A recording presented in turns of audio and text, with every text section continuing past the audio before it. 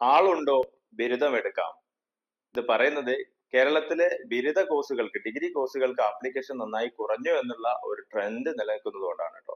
ഇതിനെ നമ്മളൊന്ന് അനലൈസ് ചെയ്തപ്പോൾ കഴിഞ്ഞ വർഷങ്ങളിൽ വ്യാപകമായിട്ട് കുട്ടികൾ അവരുടെ കരിയർ ഷിഫ്റ്റിങ്ങിലേക്ക് നീങ്ങുകയാണ്. ഡിഗ്രി അല്ലെങ്കിൽ പ്രൊഫഷണൽ കോഴ്സുകൾ, വിദേശത്തേക്കുള്ള യാത്രകൾ, അങ്ങനെ അവരുടെ ആഗ്രഹങ്ങൾക്കൊത്ത് അവർ പഠിക്കാൻ വേണ്ടി തയ്യാറായി വരുന്നു എന്നുള്ളതിന്റെ ഒരു ഷിഫ്റ്റിംഗ് ആണ്. എന്നാൽ അവയർനെസിന്റെ കുറവുമുണ്ട്. എന്തൊക്കെയാണ് ഇവിടെ സംഭവിച്ചിട്ടുള്ളത് നോക്കാം. കാലിക്കറ്റ് യൂണിവേഴ്സിറ്റിയുടെ മാത്രം നമ്മൾ എടുത്തു നോക്കിയാൽ 1,06,000-ഓളം സീറ്റുകൾ നിലനിൽക്കുമ്പോൾ ആപ്ലിക്കേഷൻ വന്നിരിക്കുന്നത് 79,500 അപ്ലിക്കേഷനേ വന്നിട്ടുള്ളൂ. ഈ മലബാർ റീജിയനിൽ 1,50,000-ഓളം വിദ്യാർത്ഥികൾ പ്ലസ് ടു വിജയിച്ചിട്ടുണ്ട്. അപ്പോൾ 1,50,000 വിദ്യാർത്ഥികൾ എവിടെ പോയി? MG യൂണിവേഴ്സിറ്റി അവരുടെ ആപ്ലിക്കേഷൻ പല തവണ നീട്ടി. ഇപ്പോൾ 17-ാം തീയതി വരെ എത്തിയിട്ടുണ്ട്. കേരള യൂണിവേഴ്സിറ്റി, കണ്ണൂർ യൂണിവേഴ്സിറ്റി ഇത് തന്നെയാണ് അവസ്ഥ. എന്താണ് ഇവിടെ സംഭവിച്ചിരിക്കുന്നത്?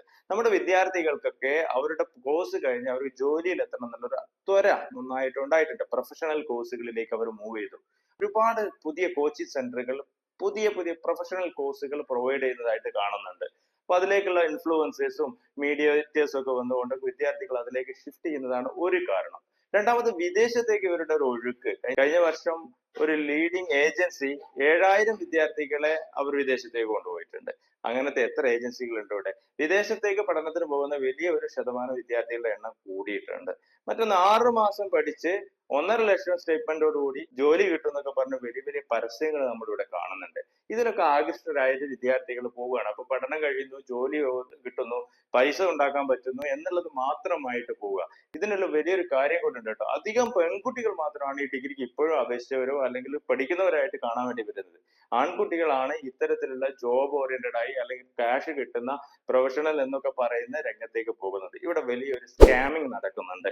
കോച്ചിങ് സെന്ററിന്റെയും സ്ഥാപനങ്ങളുടേതുമാണത്. ഇവിടെ പ്രത്യേകം ശ്രദ്ധിച്ചിട്ടില്ലെങ്കിൽ അടുത്ത തലമുറ വലിയ പ്രയാസങ്ങളിലേക്ക് എത്തിച്ചേരാനുള്ള സാധ്യതയുണ്ട്. നമ്മുടെ ഡിഗ്രി കോഴ്സുകളിൽ ഒരു പാരഡൈം ഷിഫ്റ്റ് സംഭവിച്ചിട്ടുണ്ട്. എല്ലാവർക്കും അറിയാം. കേരളത്തിലെ മുഴുവൻ ഡിഗ്രികളും 4 ഇയർ ആയി. അതിൽ മേജർ മൈനർ വന്നു. അതിൽ വൊക്കേഷണൽ കോഴ്സുകളുടെ സാധ്യതകളൊക്കെ ഉണ്ട്. ഇതൊന്നും നമ്മുടെ വിദ്യാർത്ഥികൾക്ക് അല്ലെങ്കിൽ പാരന്റ്സിന്, സൊസൈറ്റിക്ക് വേണ്ട രൂപത്തിൽ അറിയില്ലെന്നേ.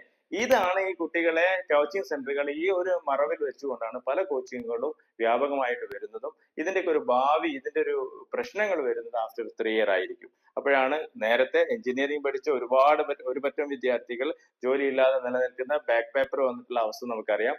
ഇതേ ഒരു സാഹചര്യം ഇനി വരാൻ വേണ്ടി പോകുന്നുണ്ട്. കൂടാതെ ട്രെൻഡ് എപ്പോഴും മാറും, സ്വാഭാവികമാണ്.